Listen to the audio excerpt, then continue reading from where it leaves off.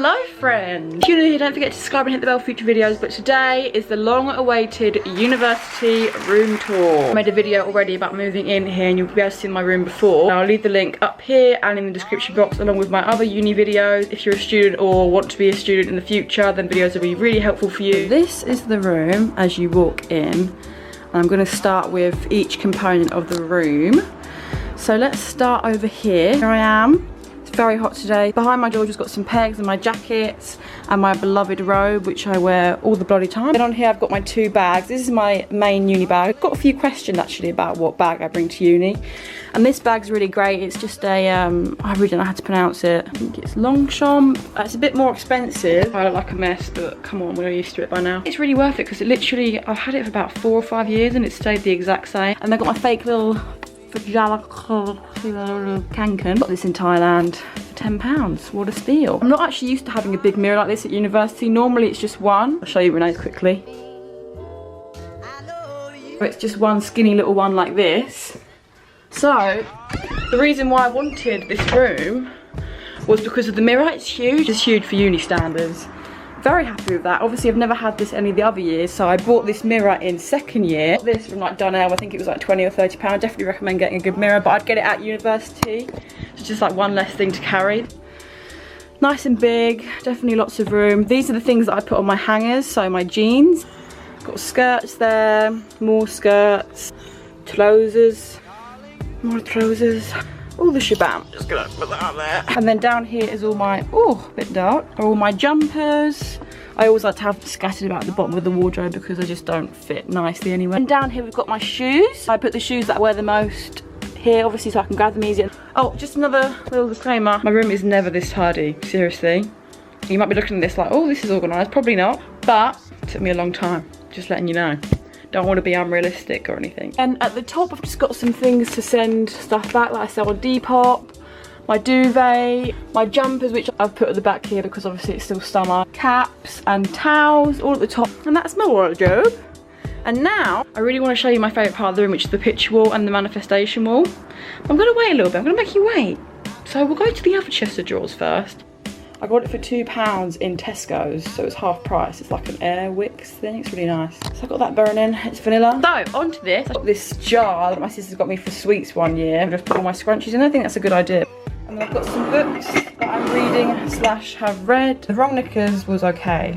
Probably wouldn't recommend it. This I'd definitely recommend, and then this I haven't read yet, but this is meant to be really good. And then my Kindle, well, it's not Kindle, it's like an Amazon Fire thing. It does the job fine. I think it's a lot cheaper though.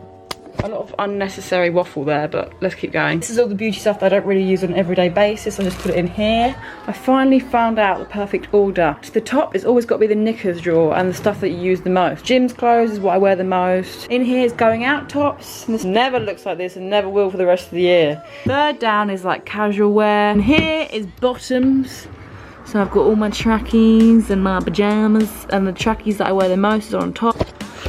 I love a good card. Do not love when I get, say, a birthday or Christmas card. Just says, to Roma, love from. But there's no point in wasting that paper. I like to collect the cards that have meaningful words in. And I thought I'd put a few on my wall because when I read it, it makes me really happy. So I'm just going to show you that quickly. I was going to put it over here. Let's not show you that now though. But I thought here, because it's a bit more hidden. This is just some cards for my friends. This is, oh, I love that. As you can see, I've got my yoga mat there. I think it just goes with the aesthetic, you know. I'm kind of going grey. Oh, and I've got a tip. Sam's living here temporarily, so I gave her my sheets. And my sheets are black because I got them for first year when I used to get really heavy periods and leak quite a bit. I obviously didn't want to meet new people and then see blood on my sheets. So I got all black sheets.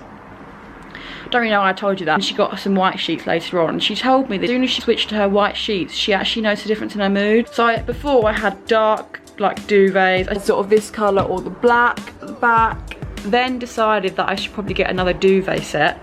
And I found the cheapest website for it. It's called Online Home Shop. I kid you not, the duvets are £8, £8 to £10. And you get pillowcases as well. And I've had 2 now and they've both been fine. I did a bit of research, and as you probably know, actually I didn't know this till recently, but silk or satin is a lot better to sleep in, especially for pillowcases, than cotton, because cotton can nag at your hair and it's not good for your skin. My problem is obviously silk is very expensive and I'm a student. Looked into it and apparently satin is a lot cheaper and has similar effects. So I looked in the online home shop, I found satin ones. Right, I'm gonna stop waffling on and actually show you. This is the bed. It sort of looks quite normal, but it is really soft. So like a thinner material, it feels really nice. I've got the light white underneath it. Just got this blanket here, which, I don't know if it'll come up on camera, but you might think, oh, that's got a nice rose tint to it. That's what I want you to think. Not, she's had a white blanket and put it in with red clothes. Let's move on to my desk area. Here we've got my desk area, so it's quite bright. So I just put the blinds down, but you can see a bit of light coming out underneath. Things here, because I'm right next to a road, and that means that people can't see in the daytime when I'm naked. Yeah, this is where I write my to-do lists. And oh, I love my calendar. I write a calendar each month on here. I really enjoy doing it. It's like very therapeutic. Here's the other ones. So this is July. Oh, these are just some sketches I did in lockdown. August, and you get the gist. Great for like envisioning the month and what you've got planned. I'll actually write down when I hit another 100 subscribers milestone. Sketch idea. You see that it's a woman? Probably not. And there's all my makeup brushes, and then my two favourite glasses, which I don't want to break because glasses always get broken in a student house. And this is a little jar. I just washed it out from my honey. It was a honey jar in its previous life. Here's just stuff that I use when I'm on my desk, so like moisturising stuff. Then my mirror. Hello. This is my little makeup storage thing. This lasted me a long time. I think this was like 3. Oh, it was already open. Brilliant. There's all my makeup. That's my desk. And now, I think it's time for the walls, my favourite part. Is it time? No, I've got one more drawer left. This is, as I mentioned in my Watch Take to Uni video, it's called a cube-shaped ottoman, but I just call it a little laundry basket. It has a purpose as a laundry basket, but it also acts as a little seat as well. This is what I use before I go to bed, so like Vaseline, hair oil. Let's start with the boring drawer. I'm convinced everyone has a boring drawer in their room somewhere. This is like cables, medicine. And then this is just the Miscellaneous, is that the right word? Mayonnaise, don't ask. Actually, I'm just going to tell you, when I come back drunk from nights out, I don't want to go all the way downstairs to get sauce, so I put it right in here, along with some emergency McDonald's ones. I've covered everything. So I'm going to show you my picture wall and my manifestation wall. I'll tell you about the lights first. I got these in second year and they've done me brilliant. They're just from Amazon. I can link them in the description box. Stick them up with hooks that you stick onto the wall and they don't leave a mark. It's really good. I'll try and insert a picture here to show you. It's got a little hook on it and that's what lights are hooked onto. Put that on there and it's really convenient, and I did that last year and I never lost my keys once. So here is my picture wall. I like to have this every single year. So I started it first year, an app called Free Prints. Apparently there's one called Snappy Fish as well. I haven't tried that one, but Free Prints works well for me. It's free, it's got to pay for posting, so it's £4 for 45 pictures, which I think is brilliant. Make a habit of it now, and ever since I've been doing it every September of the year before, if you know what I mean. So second year I'd print off all the pictures from first year. I only realised this year, wait a second, I haven't got to just print pictures here. I could print quotes that I really like and that mean something to me, so that I could see it every day and it would like trap into my subconscious thought. I'll tell you a bit more about that in a minute. I want to put just general pictures that I really like here, and then like really close family, best friends on that one. Let's show you these pictures. It was Freshers Week where I got close with Millie and we're now best friends, and she's living down there. Oh, and Renee, you can see there, is living just in that room there. And Jacob, you can see there, he's on this wall a lot, as you can see, there, there, there, there. He's living downstairs, so the one bedroom that's downstairs. My beautiful mum, she's also there. Travelling ones. I went travelling solo in February to sort my head out because I was not doing very well. But that's another video. I've got quite a few from there, and the people that I met were brilliant. That's one of the guys I met. That's Shank, who's living upstairs, and then Laurie, who's also living upstairs. And then these are the little quotes that I thought I want to sort of see when I'm brushing my teeth and sort of get it into my head. You're probably gonna look at this and be like, why does she need that? Like, is she dumb? But you'll know this if you've gone through a sort of hard time yourself. It's very easy to forget the easy stuff. Stretching and breathing, reading good books. It's very easy when you get yourself in a bit of a rut to just forget all these things that can make you feel a lot better, that are free and very easy to do. So this is sort of like a reminder for me. I really like this. I think this is a really good mindset to have. It's very, very true. I'll let you read it yourself. I read a lot into this sort of stuff, and obviously I do psychology, so I've got more of an invested interest in it, but they're not our thoughts, guys. If we can learn to sit back and observe our thoughts, then we can come into it with a lot more reason and logic. Something to remember a bit more deeper that I wouldn't really think on the daily. 10 things which I really like, really important to remember, and especially when I'm very busy at uni. Number 5 is important because I do forget how to spend time alone, and that's exactly why I went solo here, because I literally couldn't be by myself, and that was a problem, obviously. 7 I think is very, very important, especially with me, because I absolutely beat myself up on the daily. Very, very easy to be negative to yourself, yet so kind to everyone around you, and that's what's on that wall over there, which I'll show you in a minute, which is a technique to sort of be nice to yourself. Sorry if this is really boring and you're not interested in this at all, but I'm hoping that it can help some people. Let's move on to this one over here, and then I'll show you the manifestation trick. Me, my mum, my sisters and my dad, and then some more family ones. These ones on the side are travelling, so Thailand. And yeah, just pictures that mean quite a lot to me. It's here and here, and then I've got San on these 2 sides, Millie, and just all my friends for my 21st birthday.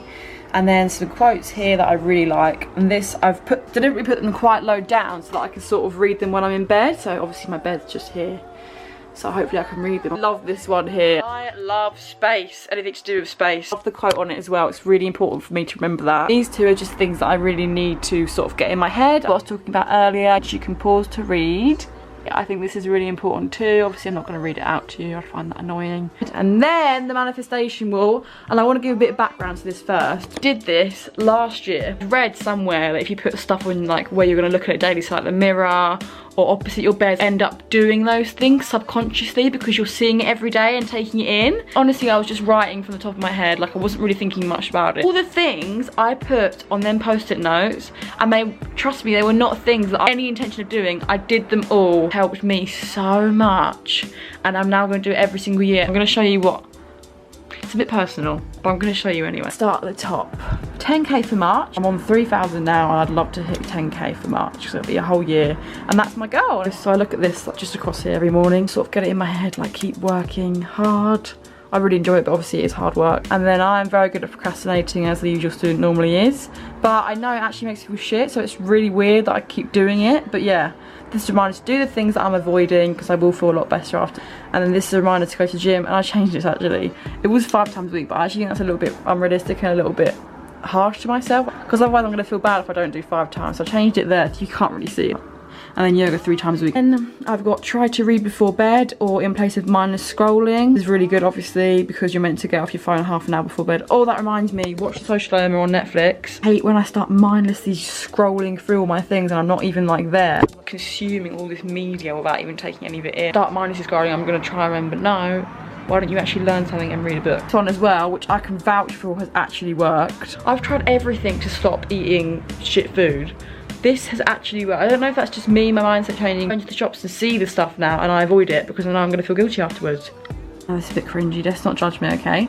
Face the fear, sit through it, let it go away. It's very easy when the fear hits you, or anxiety as the proper term. It hits you and you just go on your phone or you drink. Very easy to avoid that feeling, and that feels good temporarily, but in the future it builds up. And the best thing to do, what I've learned, to sit through it, let it pass, and it will go away. And it's rubbish in the short term, but in the long term it's great. And I've got don't speak badly of people. I really don't try to make a habit of this anyway, but obviously you can get sucked into gossip and drama, especially in big groups at uni, so this is just a reminder. And be careful who you trust, because I trust people way too easily, because I always think, well, I wouldn't do that to them, so they shouldn't do that to me, and that's not the good way to think, because not everyone is like you. Have alone time, think, I love this, think of the future before FOMO. I have got a very bad case of FOMO sometimes. You know what that means? It means fear of missing out. So a lot of my uni experience and time gone out, not because I want to go out, because I don't want to miss out on anything. I need to start thinking of myself and my future and putting that first before FOMO and going out, because it's just irrelevant. Like, it doesn't matter, I'm going to be gone next year. I don't need to keep up like this lifestyle of, you know, socialising. Don't want to be that person anymore, I'm not gonna lie.